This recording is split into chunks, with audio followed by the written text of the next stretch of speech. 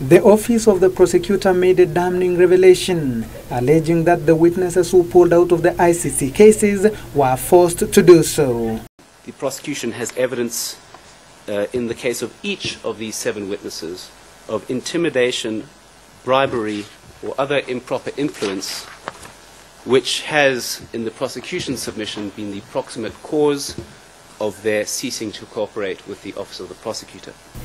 Prosecution lawyer AntonSteynberg affirmed that the 7 witnesses had recorded incriminating evidence with the court against Deputy President William Ruto and former radio journalist Joshua Arap Sang, claiming that his office had evidence to that effect. I can categorically state that the prosecution has a good faith basis for its belief that the original statements deposed to by these witnesses represent truthful accounts, and that any subsequent denials or recantations are false.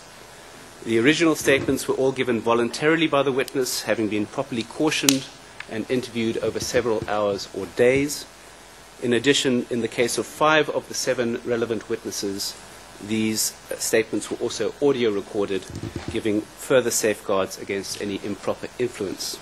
This was followed by another accusation by the victim's lawyer Wilfred Ruto, who claimed that Kenyan authorities had struck out some sections of the International Criminal Act to prevent availability of witnesses at the ICC. It's very interesting that what I hold here before you, Mr. President, and Your Honors, is the copy of the International Crimes Act as printed by the government printers.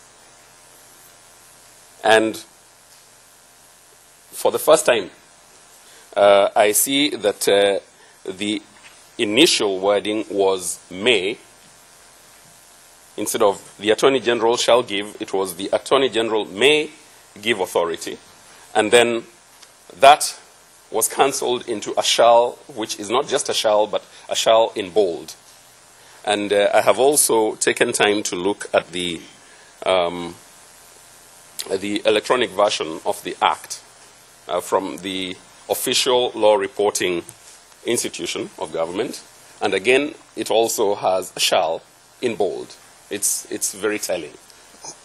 In their submission to the ICC judges at a status conference on claims of Kenya's non-compliance with the ICC, the prosecution maintained that Kenyan government has an obligation as a member of the Rome Statute to ensure witnesses appear in court. ICC Deputy Prosecutor James Stewart maintained that Kenya must demonstrate willingness to cooperate with the court